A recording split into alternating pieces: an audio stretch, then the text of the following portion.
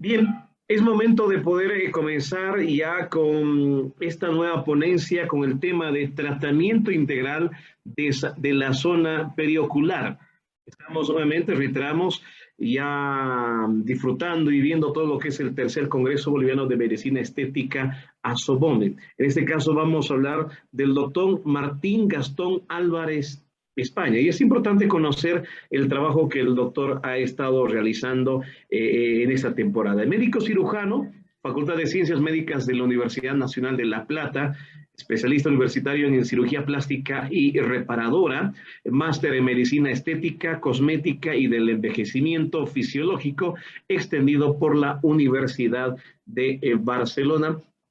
Y aquí le damos la más cordial bienvenida con este tema. Reiteramos, tratamiento integral de la zona periocular. Comenzamos, por favor. Doctor, bienvenido.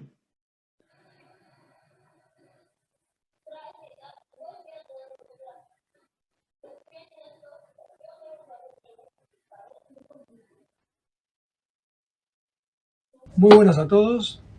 Hoy vamos a hablar de lo que es la región periocular, porque vamos a dedicarnos a hacer lo que es un mesofiller periocular.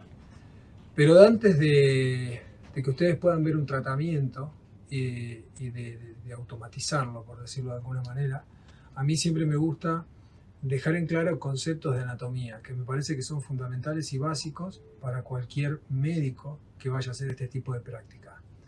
Entonces, normalmente casi que lo obviamos cuando vemos este tipo de charlas. Y creo que nunca está de más refrescar un poquito esos conceptos. Entonces, vamos a trabajar con Valeria y vamos a charlar al respecto y vamos a ir refrescando, ¿sí? Cuáles son, por ejemplo, las estructuras óseas que van a formar parte de la órbita, ¿sí? Cuáles van a ser los vasos que tenemos cerca, que son los que tenemos que tener presentes, y ciertos puntos o tips de anatomía que me parecen súper importantes al momento de realizar esta práctica, ¿sí? Vamos a hacerlo un poquito más ampliado, como para que también luego, no solamente hoy vamos a hacer exclusivamente toda la parte periocular, pero válgase también esta anatomía, por ejemplo, para todos aquellos que deseen hacer una rinomodelación, ¿no? Así que bueno, vamos a comenzar. ¿Quiénes son los huesos que forman parte, ¿sí?, en la cara, que forman parte de la órbita, de la región orbitaria? Ustedes saben que hacia arriba tenemos el frontal, ¿sí? Aquí el frontal estaría terminando a esta altura, ¿sí?, donde va a unirse con los huesos propios de la nariz. Perfecto. Una parte. Hacia afuera, hacia el lado externo, el hueso frontal viene descendiendo hasta que se encuentra con el cigomático. Aquí tenemos también el hueso malar, que está encima. Y si palpamos en la paciente, aquí vamos a ver la rama cigomática, que se va a ir hacia atrás.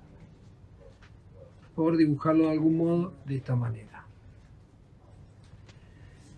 El maxilar inferior obviamente va a estar desde la comisura de la boca, va a ocupar hasta la mitad de la cara, ¿sí? Y va a tener esta rama ascendente que se va a unir a los huesos propios nasales, ¿sí? Entonces, fíjense cómo estamos conformando toda la región orbitaria. Maxilar superior por una parte, hueso malar, ¿sí? Más por encima el frontal, y ambos huesos van a formar tanto el frontal, la arcada superior, y en el piso el maxilar inferior junto con el hueso, con continuidad del hueso malar, van a formar toda la parte del reborde orbitario inferior, ¿sí? Eso es básico, es hueso. Entonces, hay ciertas estructuras que tenemos que tener en cuenta a nivel óseo. Por ejemplo, Si tomamos como referencia la pupila y nos vamos abajo a un través de dedo más o menos por la pupila, ¿sí? Es decir, 2 centímetros, vamos a tener la emergencia, ¿sí? O el agujero infraorbitario. Luego vamos a detenernos con el infraorbitario, ¿sí? ¿Por qué? Porque vamos a tener todo el paquete vasculonervioso. Hacia arriba, en la arcada superior, vamos a tener una escotadura, ¿sí? En la órbita, y esa escotadura va a dar paso luego a vasos. Ahora vamos a hablar al respecto de los vasos también. Entonces, vamos a empezar a ponerle a estos huesos, a ponerle arterias. Ustedes saben que protegida, no voy a pintar ahora a toda la paciente, pero ustedes saben que protegida por el esternocleidomastoideo van a tener la carótida, que va a venir subiendo desde la base del cuello. ¿Sí? Voy a ir pintando poco a poco, tampoco voy a... A nivel del glomus, ¿sí? Carotidio, la carótida se va a bifurcar y va a tener una rama que va a ir hacia atrás y hacia adentro, ¿sí? Buscando la mastoides, para transformarse en lo que sería la carótida interna y va a entrar por la base del cráneo, ¿sí? Y hacia adelante van a tener la carótida externa, que va a dar sus diferentes ramas, ¿sí? Para no liarnos y empezar que la tiroidea y dar todas las ramas, vamos a tener una rama muy presente a nivel del maxilar inferior. Tenemos una escotadura, de hecho ustedes se la pueden palpar si quieren, y esa escotadura nos sirve de referencia. ¿Por qué? Porque vamos a encontrar un pulso ahí.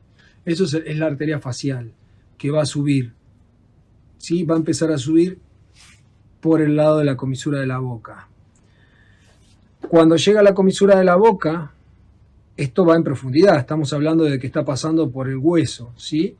Desde profundidad se va a ir superficializando, por decirlo de algún modo, y va a ir contorneando todo lo que es el surco nasogeniano, va a seguir subiendo como dorsal nasal, ¿sí?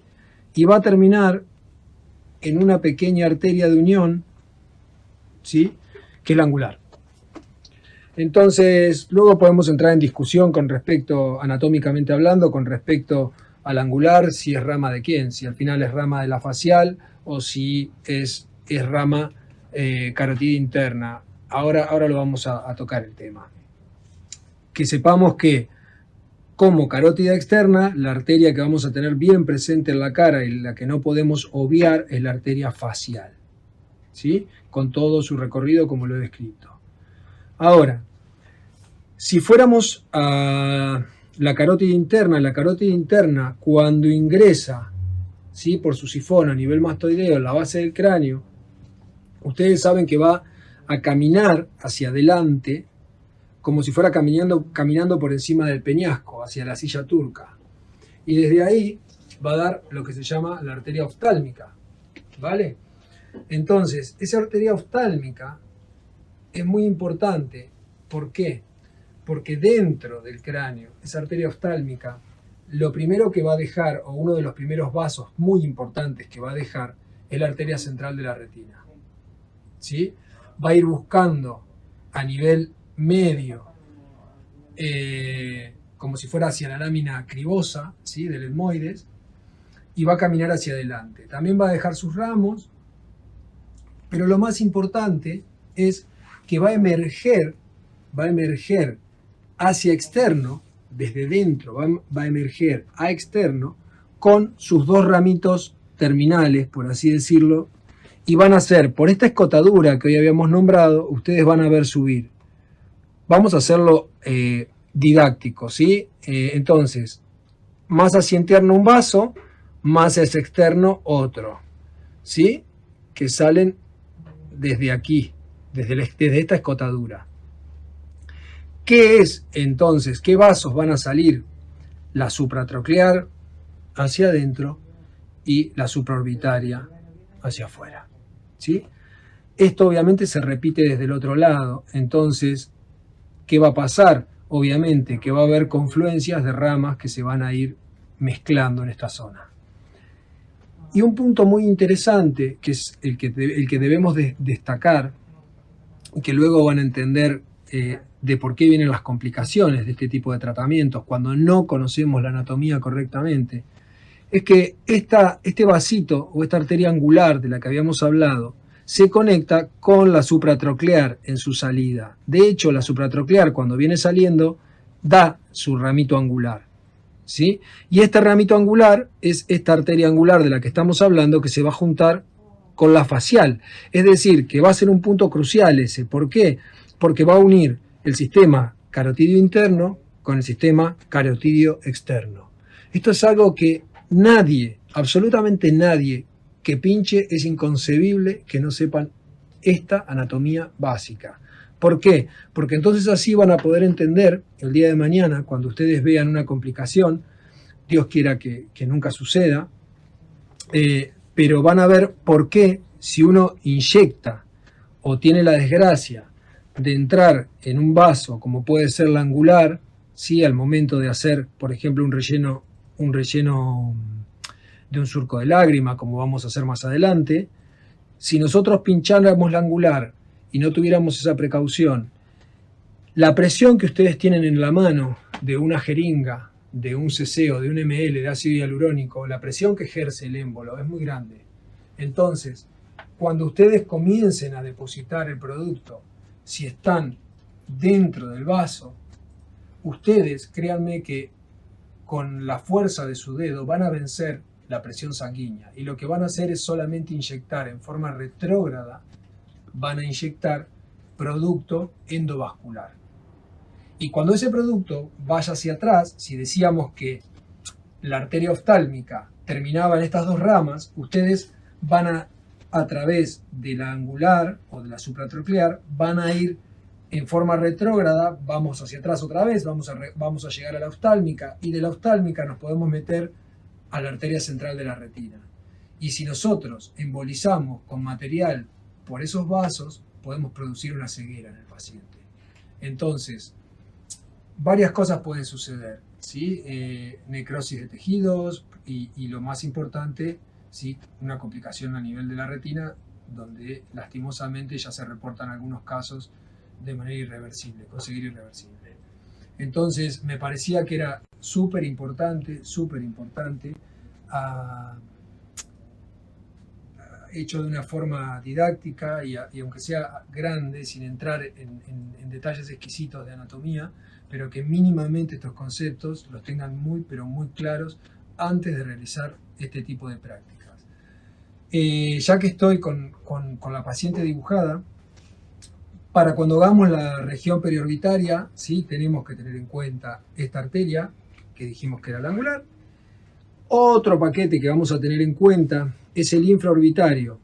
Por el agujero infraorbitario, ustedes saben que hacia abajo, para dar inervación, para dar irrigación, vamos a tener no solamente la arteria que va a salir, la infraorbitaria, que va a dar irrigación a toda la parte de la mejilla, sino que además vamos a tener también el nervio infraorbitario, que les va a dar inervación sensitiva incluso hasta el labio superior. Entonces también es un paquete vasculonervioso a tener en cuenta. Como para redondear y tener presente, fíjense que hoy yo les había hablado de que esta supratroclear aquí daba ramos que se iban a mezclar con la supratroclear del otro lado. Entonces, y esta, a ver, que ustedes saben que las arterias son redes, ¿sí? Entonces esta arteria que viene de este lado se va a juntar con la otra del otro lado, y ustedes no tienen ninguna garantía de que, de hecho sucede, de que aquí tengan pequeños vasitos que van a ir hacia arriba. Entonces, cuando van a hacer, por ejemplo, una rinomodelación, que vamos a meternos en todo lo que es la parte de la raíz nasal, aunque no toque exactamente de ese tema, ya que estamos hablando, lo remarcamos también, tengan cuidado al momento de tratar este área, y si les puedo dar un consejo humildemente, es que realicen este tipo de trabajos cuando trabajen en esta zona tanto a nivel de la base de la nariz como a nivel periocular, realicen el trabajo, que se acostumbren a trabajar con cánula. ¿Por qué? Porque para que tengan una complicación con una cánula va a ser bastante difícil. Si usan una cánula de 25G, ¿sí? De 25 Gauge, la probabilidad de que ustedes puedan tener un accidente de este tipo es bastante más baja, ¿sí? Así que bueno, creo que hemos descrito esta parte como para que al menos tengan una visión más clara de esta zona que me parece que es crucial. No me voy a meter hacia afuera con la parte de temporales. Ya en algún otro vídeo vamos a hablar de lo que es la temporal superficial, ¿sí? Que sale por aquí arriba, como otro vaso que está desde el lado externo de la periórbita. Pero no, nosotros actualmente ahora no vamos a centrarnos en eso, así que vamos a quedarnos con este concepto. Recuerden entonces la confluencia de los sistemas carotídeos interno y externo, y ahí nos quedamos con eso. Hacia arriba habíamos dicho que todos los huesos de la cara que van a formar parte de la órbita, ¿sí? Al menos los más grandes, son por arriba el frontal, por fuera el cigomático, seguimos hacia adentro, maxilar superior, rama ascendente del maxilar superior, ¿sí? Y en el otro reborde los huesos propios de la nariz, un poquito más arriba. Para terminar de redondear el tema, que es algo así grosero, vamos a marcar lo que son los 3 tercios de la cara. ¿Por qué? Porque cuando tratemos el área periocular con un filler, vamos a tratar o podremos tratar estructuras que involucren al tercio superior y estructuras que involucren al tercio medio. ¿Cuál es anatómicamente el reparo que nosotros tenemos para hablar de lo que es tercio superior y tercio medio? Es el ángulo externo del ojo hacia afuera, ¿sí? Y la comisura bucal hacia afuera. Entonces, vamos a decir que desde el ángulo externo del ojo hacia arriba vamos a tener lo que es tercio superior. Desde el ángulo externo del ojo hacia el ángulo de la comisura bucal vamos a tener el tercio medio facial, que es lo que con el envejecimiento se nos va cayendo, ¿sí? Y es lo que nosotros en cirugía nos encargamos de reposicionar. Todo este paquete graso, que se llama SUF, que está aquí abajo, lo intentamos reposicionar. Y también muchas veces tenemos que tener en cuenta también este paquete, es muy importante este paquete, porque este paquete le va a dar volumen a la mejilla, y además, cuando comienza a caerse, tira de la piel y marca el reborde, deja expuesto el reborde óseo, ¿sí? Si ustedes miran a un niño van a ver que como los ligamentos, sobre todo lo que es el ligamento órbito-malar, da sostén a esta estructura, van a ver que el paquete, el SUF, ese es el paquetito graso, el paquete graso que tenemos aquí de relleno, en el medio de la mejilla, ¿sí? Que son nomás las siglas en inglés, Suborbital Orbicularis Fat, ¿sí? Eso es lo que quiere decir SUF. Entonces, ese paquete muchas veces debemos reponerlo. Otro concepto que es bonito saber es que ustedes sepan que se ha hecho un estudio muy interesante de esto, y que cada 11 años se pierde el 18% de los paquetes grasos de la cara, inclusive el SUF. De ahí entonces podemos deducir por qué a medida que nos vamos poniendo más adultos vamos perdiendo volúmenes, ¿sí? A nivel facial. Eso es muy muy importante. El SUF nosotros podemos reponerlo con hialurónico. Y cuando hagamos un tratamiento de la periórbita, si sabemos indicar un tratamiento, muchas veces es necesario retocar también el tercio medio, válgase el SUF, y no solamente quedarnos con lo que es netamente la periórbita ¿por qué vamos a tener un tratamiento entonces deficiente, ¿no? Creo que debemos reponer todas las estructuras. Para terminar, obviamente, desde la comisura bucal hacia abajo tendremos entonces el tercio inferior de la cara. Después de haber charlado y de haber hablado y de haber hecho hincapié en las diferentes estructuras anatómicas, casi que deducimos que no puede ser tratada toda la zona con un solo material. Es decir, que tenemos que disponer de diferentes materiales desde el punto de vista riológico. Es decir, tenemos que tener materiales, ¿sí? Cuando ustedes ven que contamos con diferentes materiales, básicamente ese cambio de cantidad de miligramos y ese cambio en la consistencia de los materiales tienen que ver con el perfil radiológico, con la famosa G', que habla de elasticidad de ese material. Entonces, para no adentrarnos en ese asunto, que se haga muy extenso, lo que les voy a contar es cómo nosotros al menos dividimos el producto y para qué está inspirado cada producto.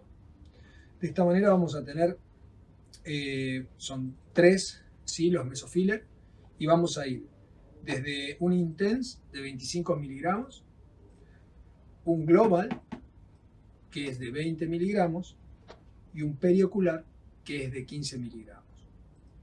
¿Por qué es importante esto? Por lo que acabamos de decir. Porque cada uno de ellos, cuando nosotros veamos una periórbita y querramos tener un buen resultado, vamos a necesitar retocar distintas estructuras. Por ejemplo, si yo quisiera, no es exactamente el caso de nuestra paciente de hoy, pero si quisiera, por ejemplo, o tuviera un hueso que comienza ya a tener una persona de mayor edad, no es el caso de Valeria, pero que tuviera un malar poco prominente o esta zona estuviera muy despoblada, entonces yo voy a tener que dar estructura de soporte primero y trabajar con un material que se trabaje en profundidad, pegado al hueso, es decir, supraperióstico, en un plano supraperióstico, y necesito un material que sea denso. Entonces, en ese caso, voy a poder trabajar con el Intense, ¿sí? Es el mesofiller Intense el que se va a intentar, por decirlo de algún modo, parecerse al hueso. Va a intentar dar estructura profunda, nos va a dar sostén profundo. De esta manera comenzamos a armar la periórbita. Si quisiéramos incluso luego tratar toda la parte del SUF y dar proyección a la zona de la mejilla para complementar esta periórbita, ¿sí?, utilizaríamos un material como es el Global de 20 miligramos que se parece bastante más en cuanto a su consistencia a los tejidos blandos circundantes. También nos puede servir, ustedes recuerdan que a nivel de la cola de la ceja, que Valeria de hecho la tiene, porque se puede palpar, a nivel de la cola de la ceja, ustedes tienen una almohadilla grasa que nos hace que el ojo, aquí afuera, quede como más gordito, más juvenil. Fíjense que la gente de mayor edad va a tener esta parte, va a estar bastante más hundida. Muchas veces la cola de la ceja desciende y se pierde este paquete graso, la cola de la ceja desciende y el surco, ¿sí?, palpebral superior se ve como mucho más hendido. Es decir, tendría, no es el caso, vuelvo a repetir, pero esa persona tendría una estructura un poco más cadavérica, por así decirlo, ¿sí?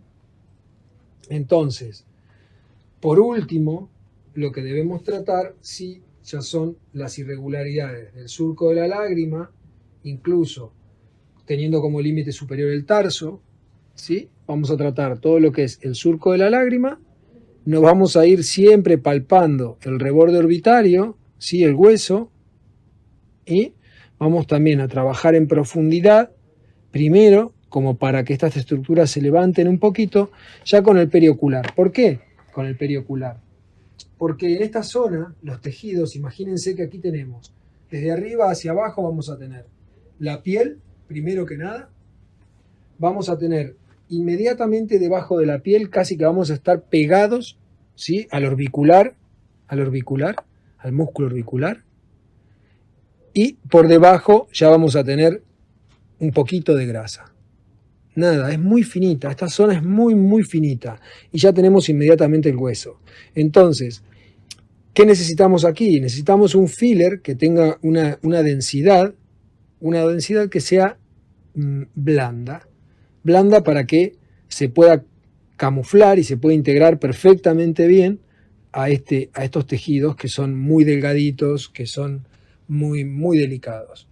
Así que, bueno, espero que les haya quedado el concepto de por qué podemos llegar a utilizar diferentes tipos de fillers y no quedarnos con el concepto de que con un solo filler vamos a resolver absolutamente todos los detalles en un paciente. Es imposible. Para ahorrar un poquito de tiempo, ya hemos higienizado a la paciente, hemos hecho la antisepsia correspondiente con clorhexidina, hemos armado un pequeño campo quirúrgico con ayuda de nuestra talla y tenemos toda la cara limpita con clorhexidina. Así que vamos a dar paso al tratamiento. Lo que vamos a tratar puntualmente en la ojera de Valeria es, como pueden ver, como pueden apreciar, es el surco de la lágrima, que está muy marcado, y si ustedes pudieran palpar el reborde orbitario, más o menos, el hueso está a media altura. Está a media altura. Fíjense cómo se empieza a descolgar lo que hablábamos hoy, la parte del SUF. Fíjense, ahí se ve. Fíjense cómo el paquete lo subo y lo bajo. ¿Sí? Cuando comienza el ligamento orbitomalar, comienza a perder tensión, comienza esto a descender. Y cada vez lo hará más. Y expone el hueso. En este caso, el reborde óseo, fíjense donde lo palpo, a mitad del hundimiento. Entonces lo que voy a hacer es rellenar el surco de la lágrima y seguramente, una vez que corrija el surco de la lágrima, voy a venir aquí afuera porque hacia el ángulo externo del ojo siempre se suele marcar esta depresión que ven aquí. Yo la exagero como para que entonces también la podemos corregir. ¿Desde dónde vamos a abordar el trabajo? Lo podemos hacer desde diferentes puntos. Aquí, cada paciente, al fin y al cabo, la anatomía siempre es parecida, pero hay veces que conviene abordar, dependiendo de qué detalles tengamos que retocar, podemos abordar desde diferentes lugares.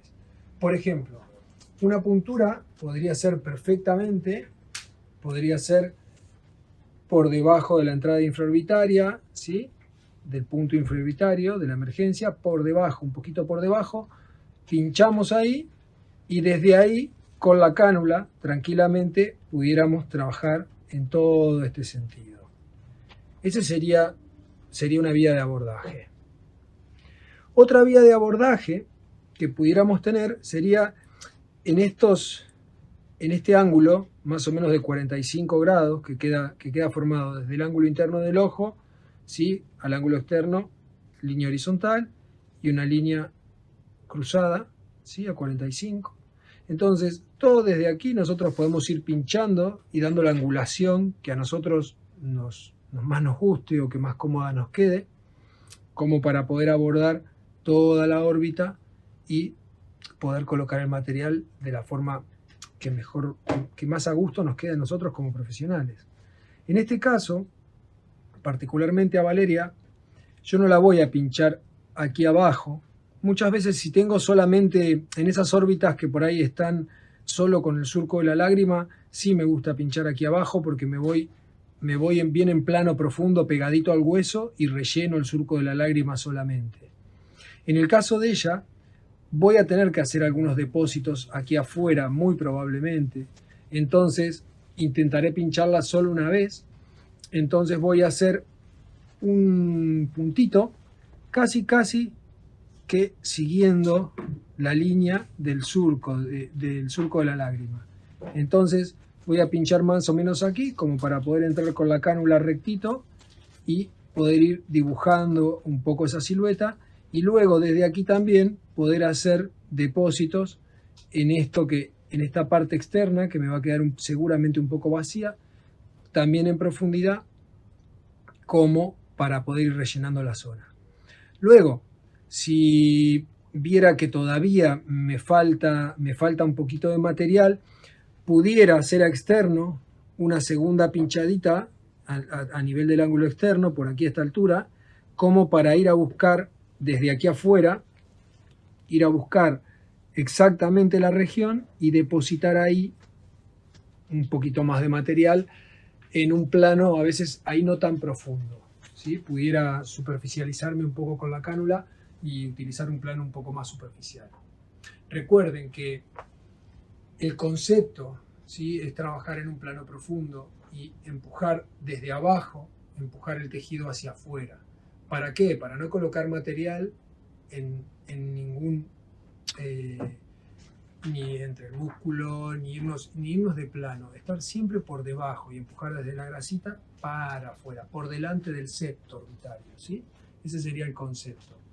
Pero hay veces que si está muy arrugado, necesitamos ir un poquito más a superficie, ir directamente subcutáneos, con mucho cuidado para hacer un depósito muy delicado, muy finito, casi nada, muy poquito, pero para terminar de corregir alguna imperfección mínima que quede, ¿sí? Lo grueso, la gran cantidad de material, siempre tiene que ser supraperióstica, como habíamos dicho hoy. Pegaditos al hueso y dejar que empuje desde ahí hacia afuera y que levante los tejidos. Así que vamos a la práctica. Como habíamos dicho, en el caso de Valeria, le voy a hacer un pinchacito externo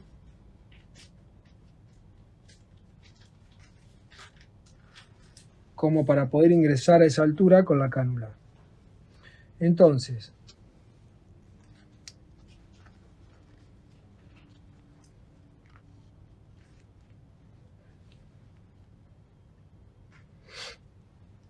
siempre voy, esto es algo que me gusta hacer, fíjense que miro dónde está la perforación de la cánula y siempre la pongo hacia abajo. Siempre la perforación de la cánula que quede abajo, no que vaya hacia arriba. Para depositar el material es bastante mejor. Si no, si lo ponen hacia arriba, hay veces que puede dispersarse de una manera así que no es tan homogénea y pueden marcar un poco la zona. Entonces siempre con la cánula hacia abajo.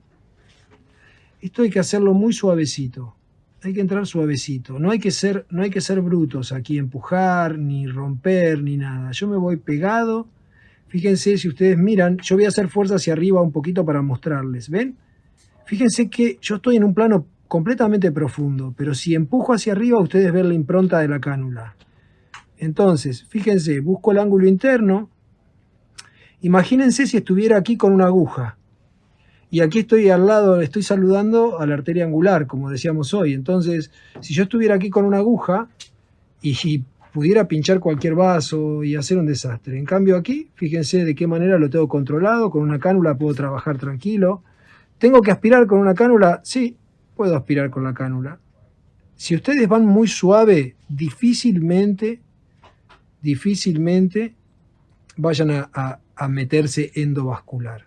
¿Sí? O sea, casi imposible. La cánula lo que va a hacer es esquivar el vaso. Entonces, Valeria, vas a sentir una pequeña molestia, sobre todo en el ángulo interno donde estoy. Voy a empezar a dejar material.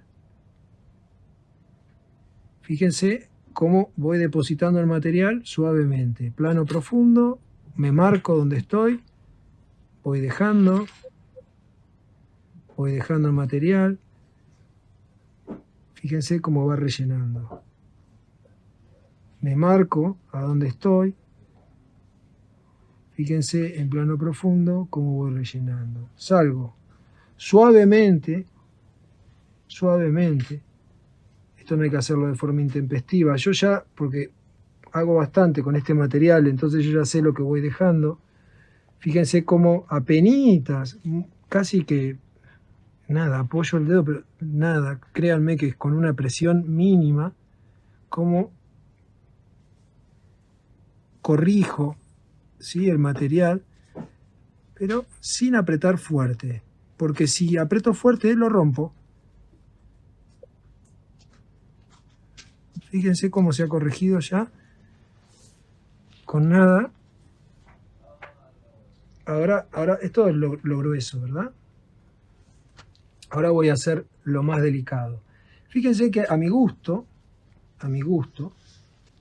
si miramos justo aquí, donde yo fui al centro, primero pasé por el centro. A mi gusto ahora, desde hacia el lado de abajo, podría depositar un pelín más de material para que quede más bonito. Entonces es lo que voy a hacer. Hay que buscarle la vuelta, miren. Miren qué fácil entró ahora, ¿ven?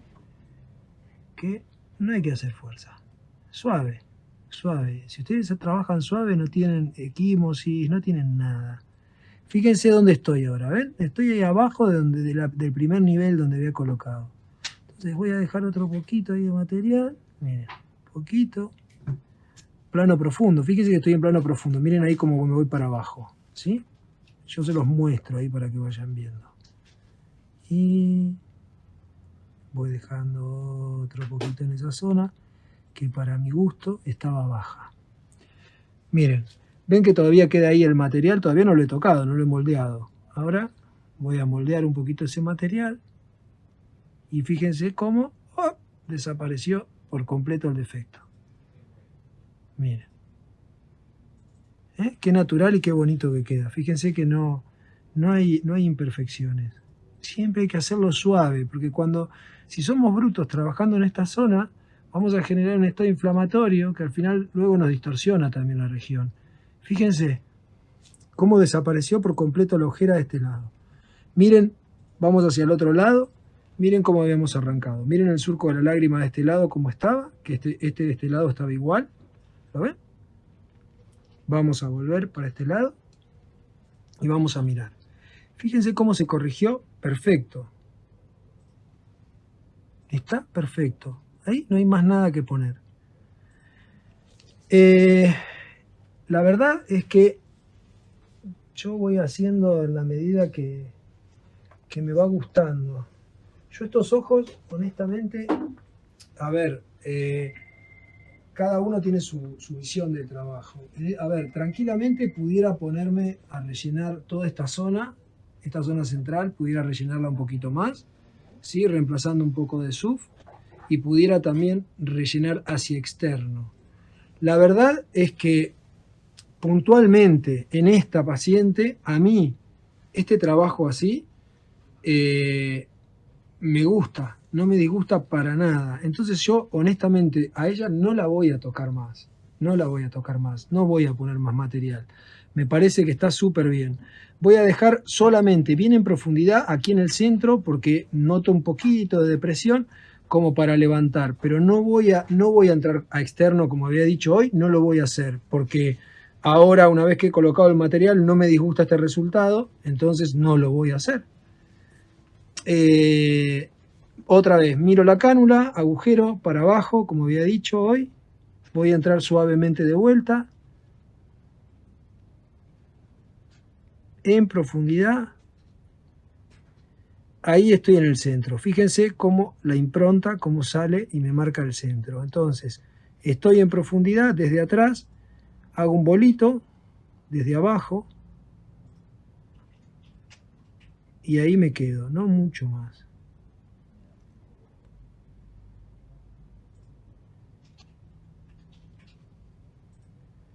Voy mirando con la punta de la cánula dónde estoy, puedo palpar si me queda alguna duda.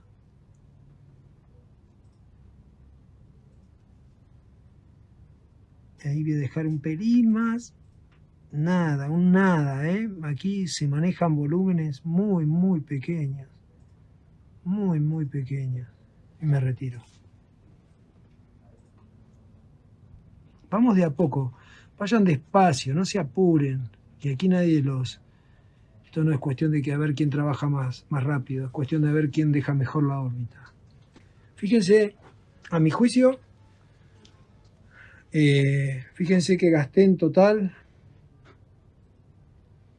quedaron en la jeringa 0.6 ml O sea que he gastado 0.4 para corregir todo.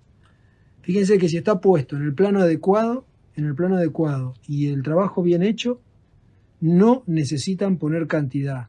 Por lo contrario, como cirujano que soy, les desaconsejo completamente que pongan excesivo material.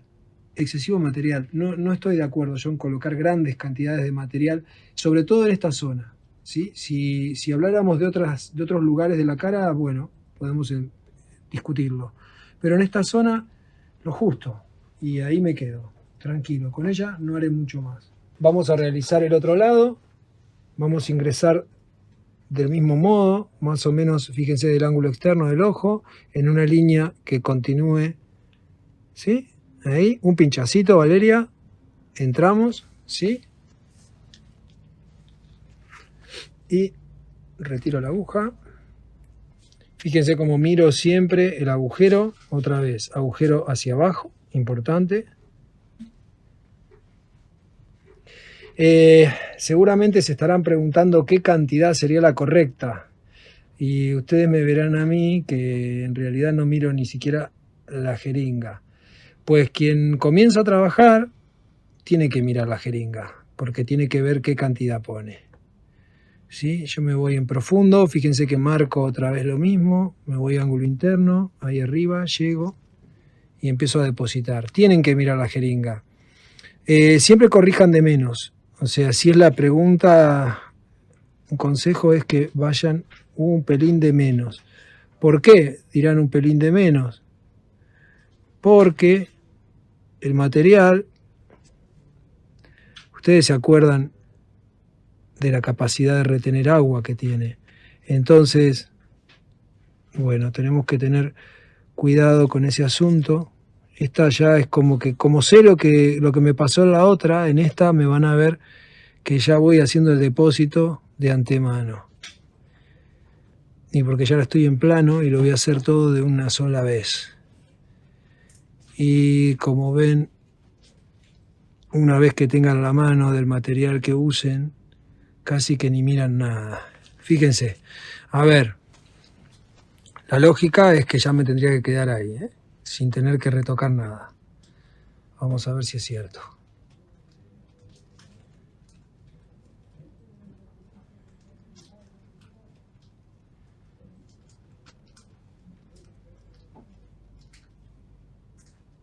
Siempre les dije, con toquecitos pequeñitos, nada intempestivo, siempre muy suaves.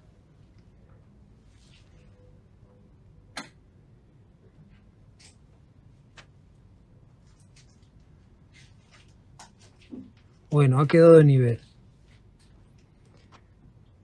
Se ve que me estoy poniendo viejo. Así que bueno, no hay que retocar nada.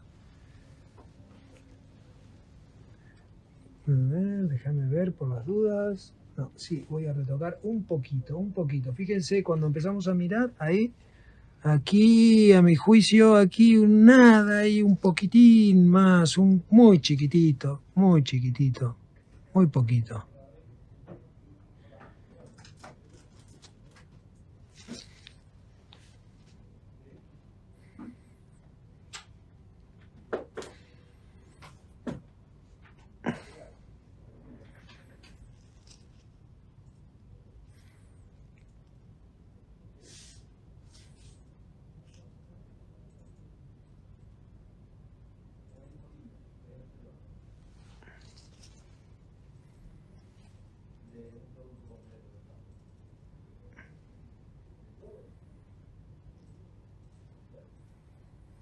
Fíjense que hoy habíamos dicho que sobró 0,6, o sea que había puesto, a ojo, corrigiendo al principio, había puesto 0,4.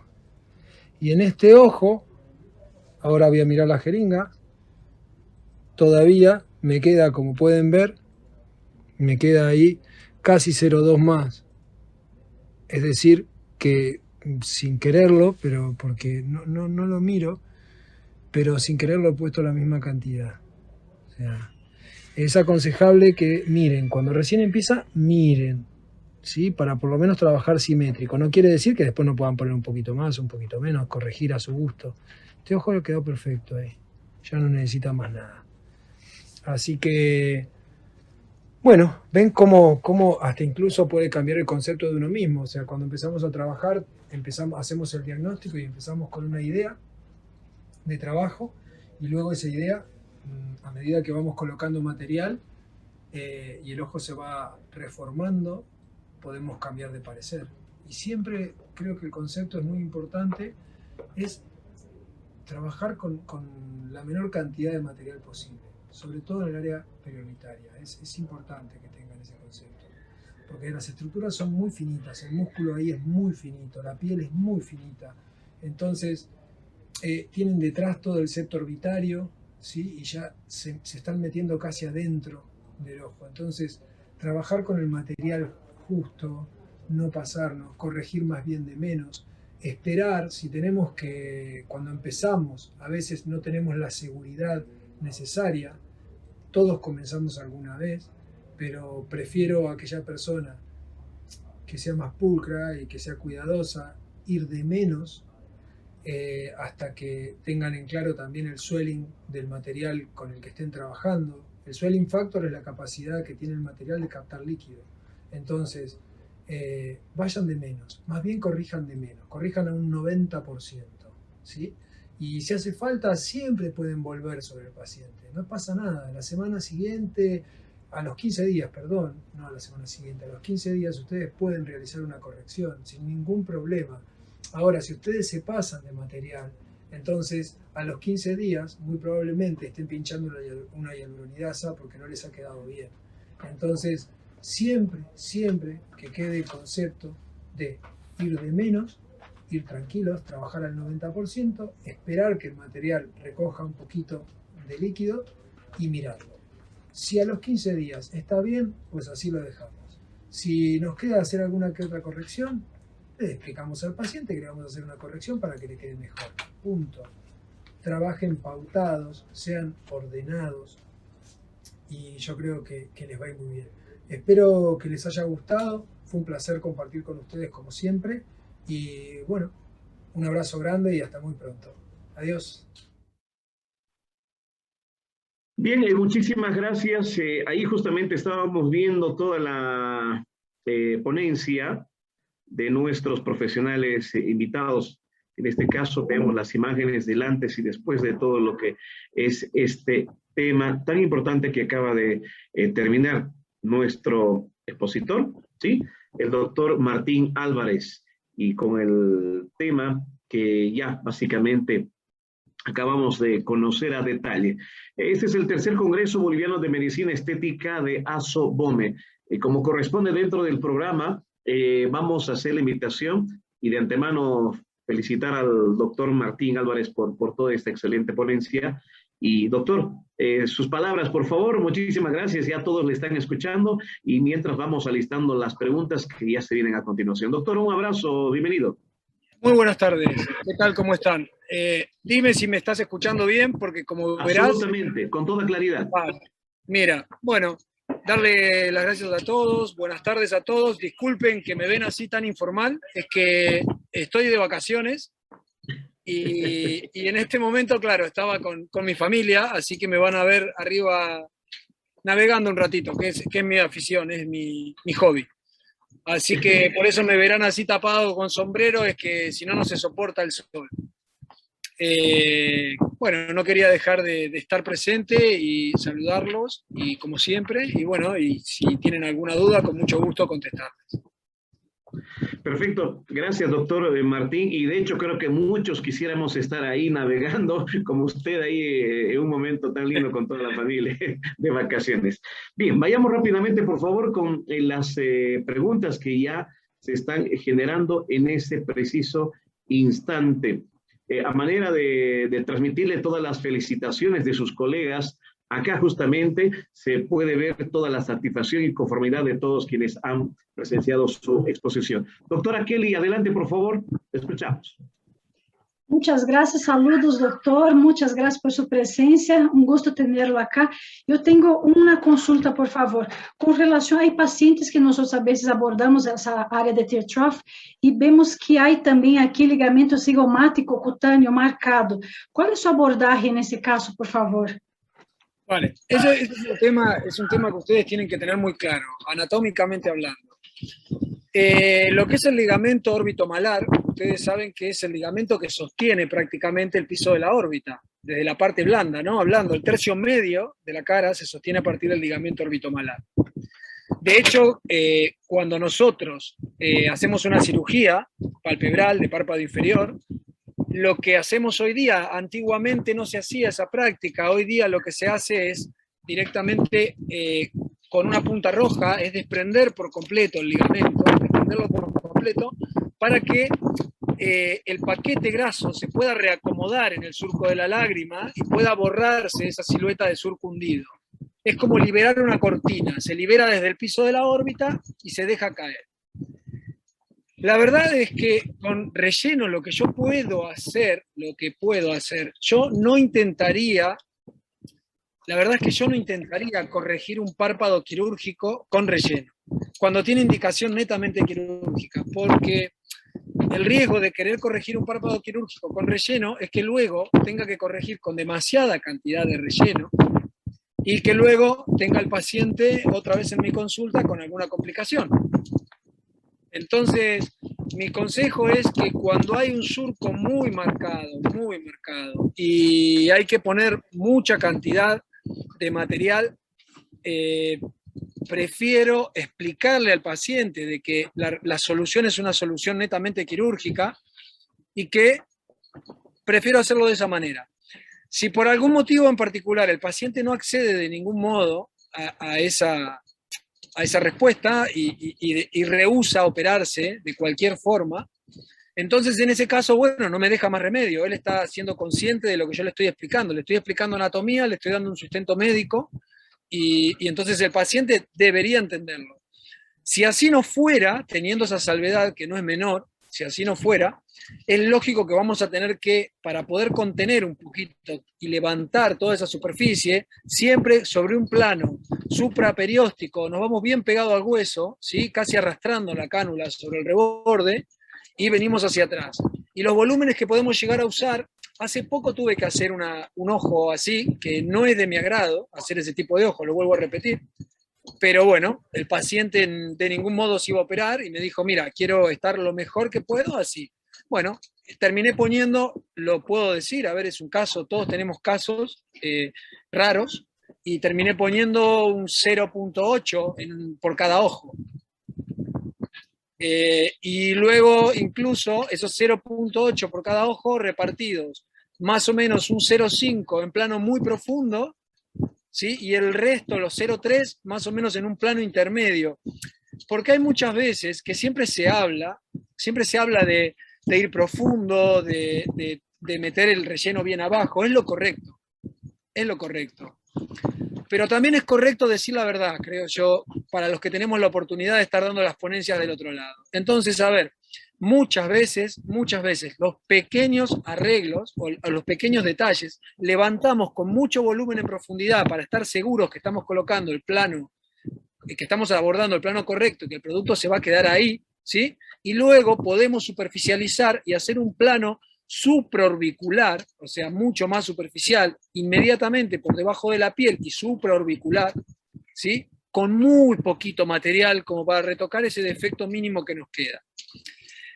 Eso es mi obligación decirlo, no sería ético si no lo dijera, o sea, eso es real y muchos lo hacen, ¿sí? Y lo hacemos todos a veces porque es necesario. Muchas veces no alcanza con pretender corregir todo el defecto solo en profundidad. Ojalá que así fuera, pero no es real. Entonces, bueno, me parece que valía la pena mencionarlo. Muchas gracias, doctor. Gracias, doctor. Gracias, doctora Kelly. Vamos con las consultas. Doctor Martín, atento, por favor. Dice el doctor Dayer Ferrer, consulta. Doctor, suponiendo que yo tengo una complicación, ¿cuál es la dosis de hialuronidasa y cada cuánto se la deposita con cánula? La pregunta. Bueno, esa es la respuesta es bastante variable. Todavía no hay un protocolo cerrado con respecto al uso de hialuronidasa.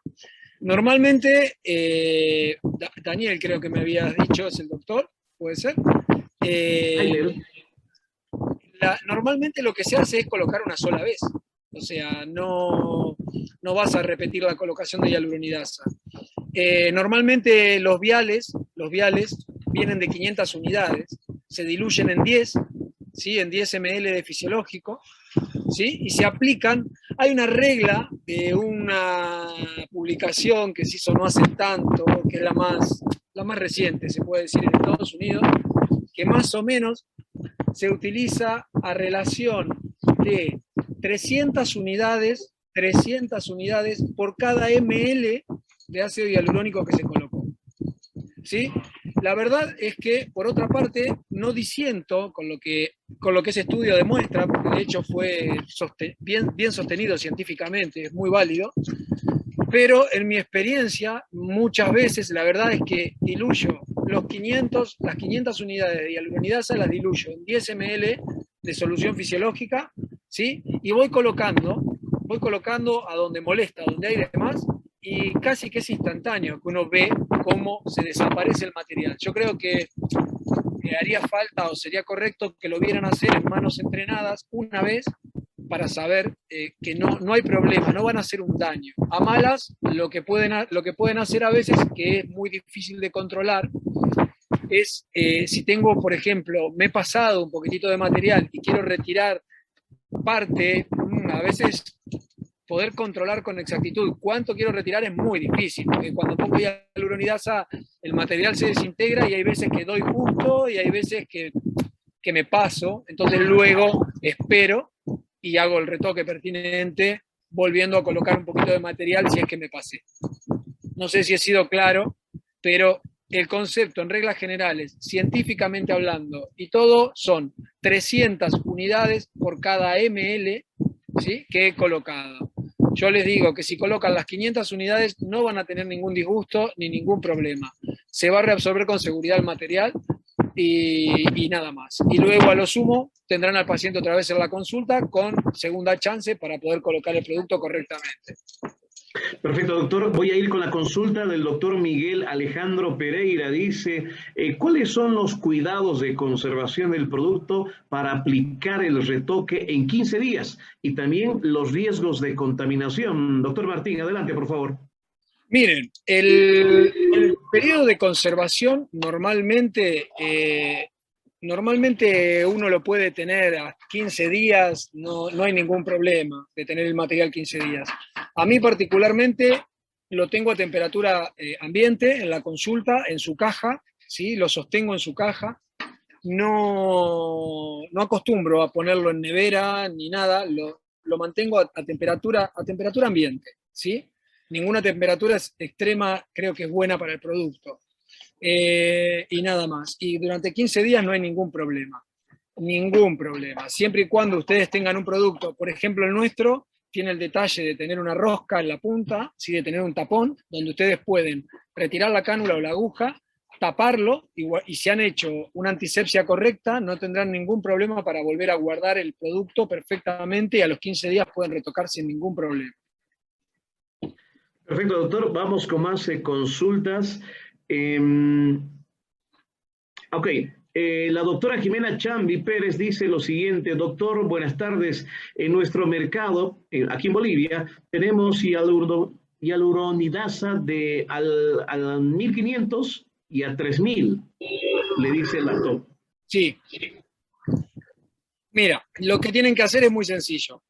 Si tienes un vial de 1500 unidades, teniendo en mente que diluyes 500, se diluyen en 10 ml, tendrás esa misma proporción. Tú ten en mente siempre esto: 500 unidades se diluyen en 10 ml, por tal.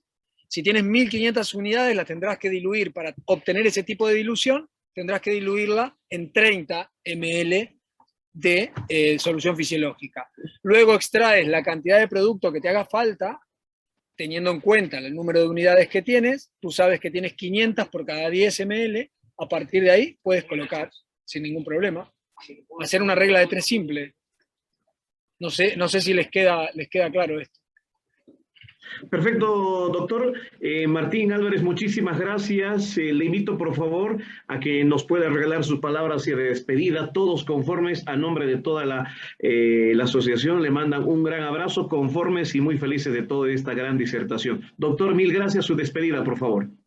Bueno, saludarlos a todos, pedir disculpas por la facha, pero bueno, era un momento familiar, la verdad que también era un momento bonito para nosotros, para la familia, así que, bueno, no quería sentarme, quería estar presente, me parecía respetuoso, y aunque no esté de traje, me parecía mucho más respetuoso con mis colegas estar presente igual y responder. Así que un abrazo muy fuerte, que estén todos muy bien, cuídense mucho, ojalá podamos vernos a la brevedad con este bicho que nos tiene un poco a maltraer a todos. Y bueno, ojalá que prontito podamos vernos en persona, disfrutar de estar todos juntos y de compartir esto que es tan bonito, ¿no? Que es compartir lo que hacemos, estar entre amigos. Yo digo siempre que por más que sean 1000 personas, me da igual, es estar entre amigos y compartir humildemente lo que uno pudo aprender a lo largo de todos estos años. Y no hay mucho más para decir. Mandarles un abrazo inmenso, gracias por invitarme siempre a participar, siempre por tenerme presente, no mucho más. Así que un abrazo muy grande y un gusto como siempre estar. Perfecto, gracias, doctor Martín Álvarez, justamente terminando esta primera parte del tercer